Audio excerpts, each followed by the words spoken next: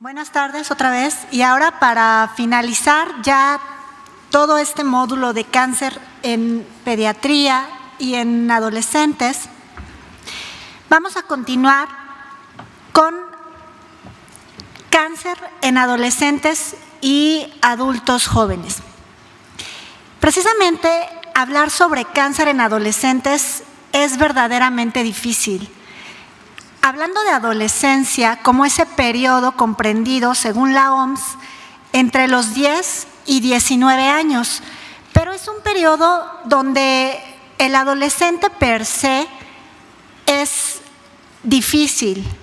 No están bien ubicados, son introvertidos, están pasando por una etapa de transición. Entonces, el diagnóstico de cáncer en este grupo etario es mucho más difícil que en los grupos etarios anteriores. ¿Por qué? Porque nosotros, los papás revisan, bañan al niño, ven que hay algo mal y lo llevan inmediatamente al médico. Pero en el adolescente esto no es así.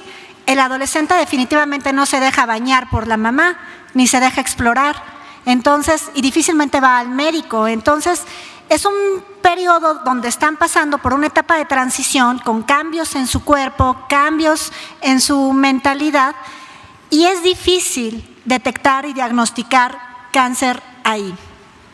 Para esto, además, agregaría que precisamente es en este grupo etario donde la mortalidad es prácticamente el doble del resto de grupos etarios que hemos visto. Sí, los adolescentes se mueren más.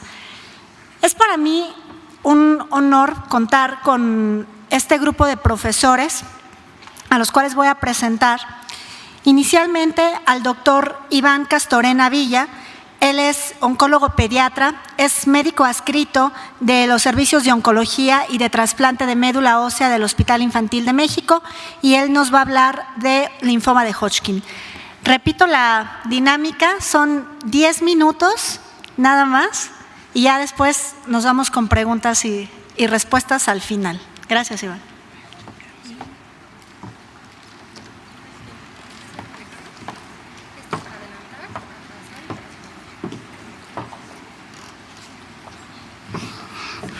Buenas tardes. Gracias por la presentación. Agradezco al comité organizador, a la Sociedad Mexicana de Oncología por esta invitación. Y como bien lo mencionó la doctora Farina Reguín, pues la adolescencia es una época un poco más compleja, pero a la vez sencilla si la sabemos abordar de manera oportuna para los temas de un diagnóstico oportuno de cáncer. Como decía la doctora, pues ya la mamá es difícil que nos dé información. Yo sugeriría más bien que cuando tuvieran un adolescente consultaran con la novia, porque pues ahí es donde pueden obtener más datos sobre la exploración o sobre algún antecedente. Pero bueno, yo espero no aburrirlos y que esta plática cumpla con las expectativas, y como son 10 minutos, pues me tengo que ir rápido y furioso.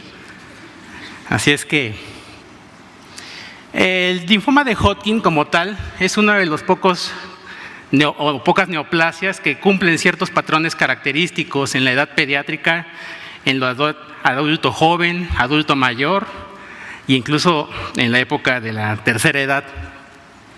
Se caracteriza porque hay una alteración de las células del linaje linfoide, en donde existe un patrón monoclonal, una sola célula es la que se maligniza y de ahí empieza a dar clonas y clonas y clonas. Y existen unas células características que veremos más adelante llamadas de Rich-Steinberg, en honor a quien las describió por primera vez, como en muchas cosas de la medicina. Epidemiológicamente hablando, aquí tenemos una gráfica muy bonita, en donde vemos cómo por motivo por el cual estoy dando esta plática, el pico mayor de incidencia de este padecimiento es a partir de los 10 a los 14 años, pero en esta gráfica vemos cómo en los 14 años es cuando existe una mayor frecuencia de presentación de este padecimiento. Muchos libros de manera global a nivel pediátrico dicen que el porcentaje de presentación del linfoma de Hodgkin es del 6% de todas las neoplasias pediátricas, pero pues esto va a variar dependiendo del libro, de la temporalidad, de la región donde se esté publicando. Lo que sí sabemos es que tiene una distribución bimodal, en donde en países industrializados normalmente los picos máximos van a ser dos etapas de los 15 a los 34 años de edad y la segunda etapa en mayores de 60 años de edad. Y por esta razón es que estamos dando esta plática, por esta etapa que está aquí. Y en los países en vías de desarrollo, como el nuestro, tenemos un punto máximo de incidencia en la preadolescencia. Fíjense bien cómo, de acuerdo a la incidencia, vamos a ver cómo el Hodgkin, ya hablaron de los no Hodgkin, que son los primos hermanos no queridos del Hodgkin, en el cual de los 15 a los 19 años, en esta literatura se reporta una incidencia hasta del 16%, en comparación con los menores de 15 años de edad. Algo que me gusta a mí cuando doy una presentación y que creo que es parte de la formación de un médico es la cultura y todo lo que debemos de investigar, no solamente de la enfermedad desde el punto de vista clínico, sino sus antecedentes históricos. Y resulta que los linfomas Hodgkin y no Hodgkin llevan su nombre gracias a este médico, Thomas Hodgkin, de origen británico, que en 1832 hizo una descripción. Él era médico, era patólogo, y en el hospital donde trabajaba vio 7 casos de pacientes que tenían crecimiento en los ganglios y crecimiento del vaso y se le hizo muy extraño. Entonces hizo esta publicación, que así se llama justamente, crecimiento de los ganglios linfáticos y del vaso, y a partir de ahí, pues como en toda la medicina, el que describe primero pues gana y tiene su nombre, aunque en oncología muchas veces los tumores llevan su nombre como tal. Hay pocos tumores como tumor de Wilms, linfoma de Hodgkin, que llevan el nombre de prácticamente quien lo describió. Solo que Hodgkin no sabía que estaba describiendo una neoplasia maligna. Él decía, pues yo vi a alguien que, bueno, desafortunadamente en 7 necropsias describí este padecimiento, pero no sé qué es.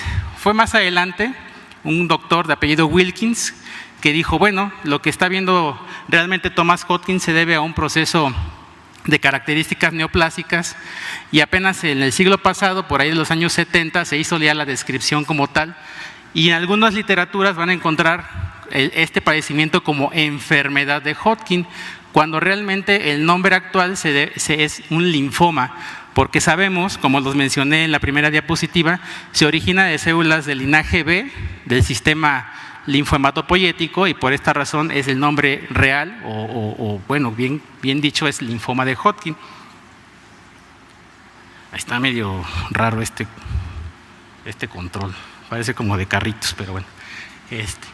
¿Por qué sospechar el linfoma de Hodgkin? Pues porque, como lo que dice aquí, porque es una neoplasia frecuente en la adolescencia, y quienes vengan ahora y tengan esta información de ahora en adelante, no se trata de ver a un ganglio como un cáncer, sino pensar más bien que dentro de toda la gama de etiologías puede estar presente un cáncer, y más hablando de la adolescencia con el linfoma de Hodgkin. Esta entidad tiene como factores de riesgo 3 puntos principales. Estados de inmunodeficiencia, primaria o secundaria. Hay una pérdida de la regulación del sistema linfoide. Entonces sabemos bien que, y está descrito, existe un tema ya bien desarrollado que es inmunidad y cáncer, donde nuestro sistema inmunológico es la policía vigilante, pero como varias policías, no voy a hablar mal del sistema porque si no ahora te den problemas.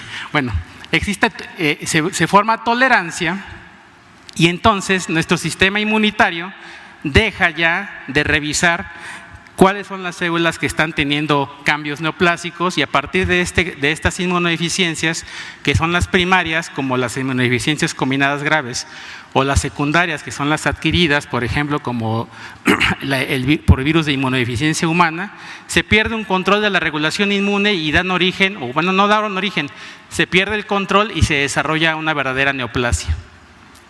Se ha descrito que el linfoma de Hodgkin tiene relación por cambios en el genoma inducidos por el virus del Epstein-Barr, lo cual no significa que todos los que tenemos Epstein-Barr vamos a desarrollar un linfoma de Hodgkin, pero si a esta infección más los estados de inmunodeficiencia descritos agregamos, entonces pues ya son 2 factores de riesgo que pueden causar esta enfermedad.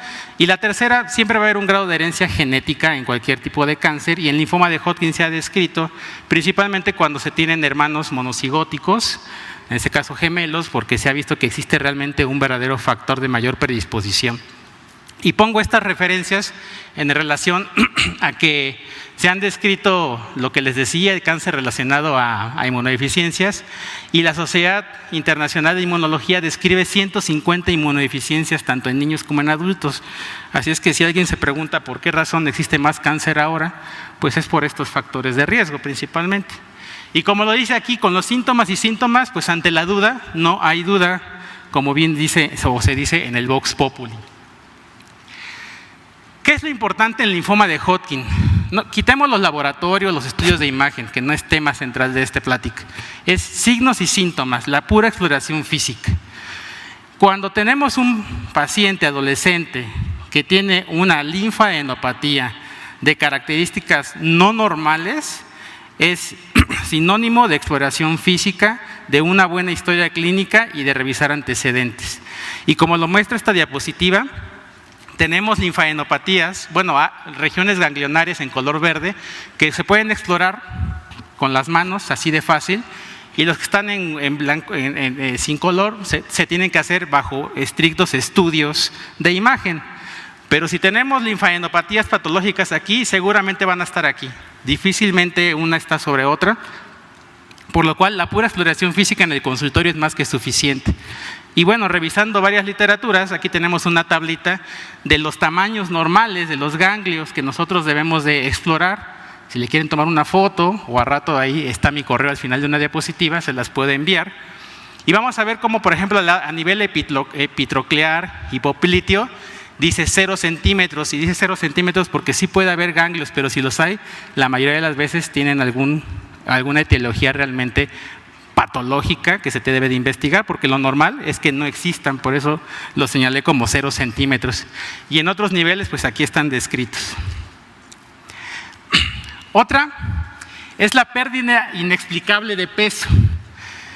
De repente, pues nos ponemos a hacer ahora rigurosos planes de alimentación y el ejercicio y está bien justificado, pero si tenemos un adolescente que ha perdido más del 10% de peso en los últimos 6 meses y no encontramos una causa, como la de Homero, que pues aquí estamos viendo por qué está perdiendo súbitamente de peso, pues entonces este es uno de los signos y síntomas que en asociación con una adenopatía, pues ya son 2, entonces ya nos empiezan a hablar sobre una sospecha diagnóstica de una etiología maligna.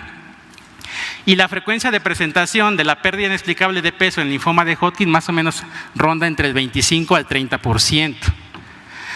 La hiperhidrosis de predominio nocturno, aunque parezca chistoso, realmente se describe en los libros que esta hiperhidrosis de predominio nocturno empapa la pijama o la ropa con la que duerme el paciente, empapa las sábanas de la almohada y empapa las sábanas del colchón.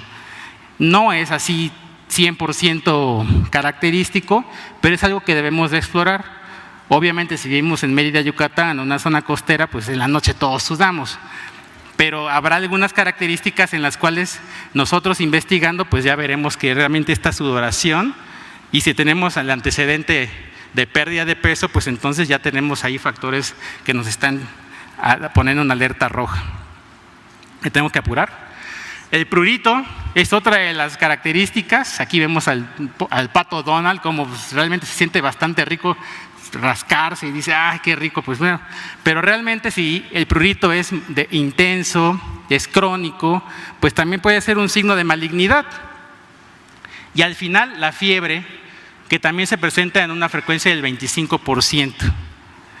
¿Qué es lo que tenemos que hacer? La doctora San Juanita ya lo mencionó de memoria, yo no soy tan memorista, yo mejor pongo mi diapositiva. Y aquí están las indicaciones para poder indicar y realizar una biopsia. Y recomendamos siempre que la biopsia sea excisional, hay que traerse el ganglio completo. Y esta no es una carita feliz, es una célula de Ritz-Stenberg, así es como se ve en el microscopio y así es como la vamos a poder identificar como clásica o característica de los linfomas de Hodgkin. Y ya por último, ¿por qué razón estamos aquí? Fíjense que tenemos a veces el concepto de que aunque estamos en la época actual de los millennials y toda la tecnología de la información está en nuestro celular, todavía seguimos pensando que el cáncer no es curable. Y esta gráfica nos menciona, bueno, esto es a nivel países desarrollados, pero vemos, por ejemplo, cómo en el Hodgkin El porcentaje de curación ronda en un 95%, tanto en los menores de 15 años como en los adolescentes de 15 a 19.